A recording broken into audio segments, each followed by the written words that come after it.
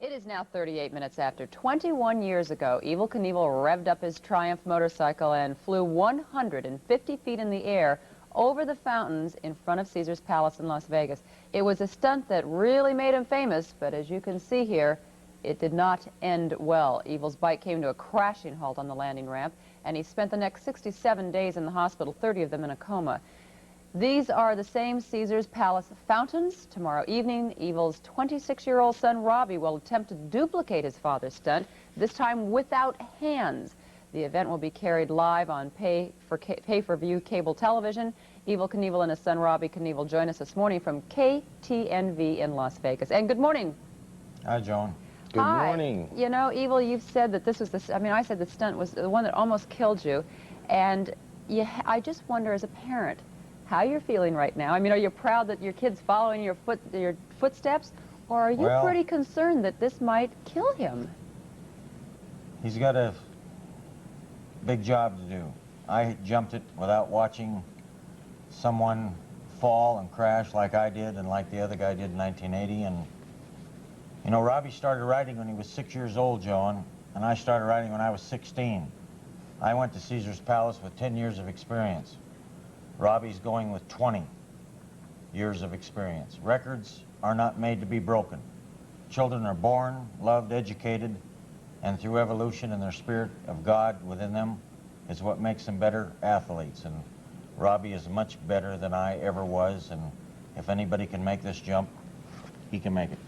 Dad has spoken, but Robbie, you know, your dad didn't make it, and he just mentioned it was Gary Wells, right? He tried it in 1980, and he didn't make it, and one wonders what makes you think you can do it? Well, I've been on a lot of tours. I've traveled around and been educated through traveling, which I think is the best education a young kid can get. I was born into a business.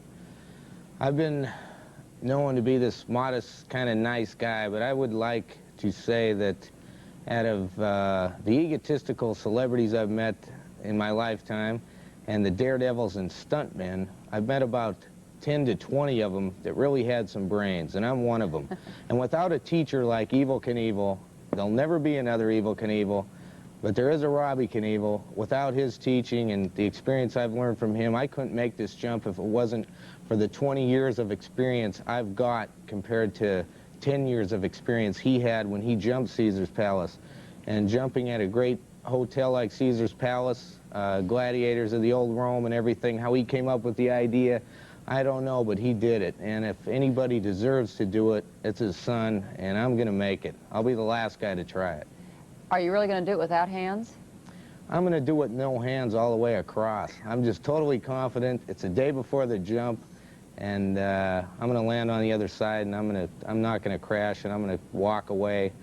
And he's not going to the 21 table. It's been an emotional thing between the whole family. That you won't let him do.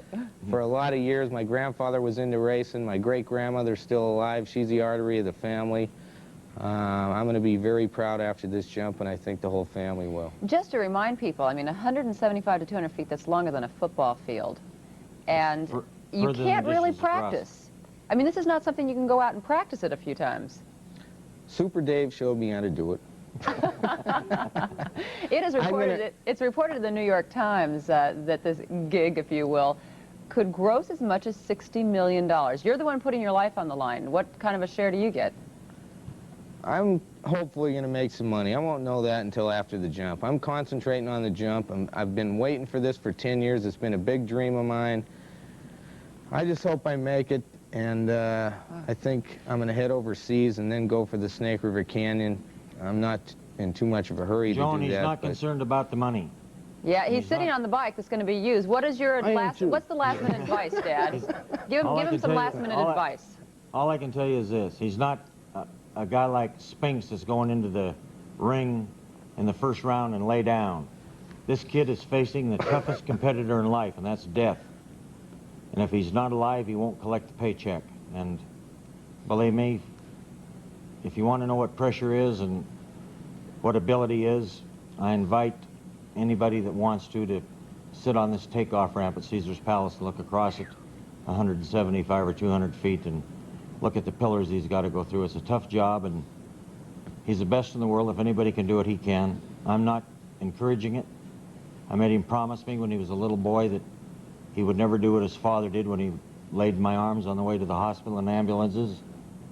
And I hope more than anybody in the world that he's successful. I don't want to be known as the greatest daredevil in the world. I want to be known as the father of the greatest daredevil in the world. Well, listen, Robbie, I certainly hope everything goes well. Evel, good to see you again. And I just want to end by reminding people at home, again, and particularly young people watching, that you should never try any of these kind of stunts yourself. They are very, very dangerous and very thought out ahead of time.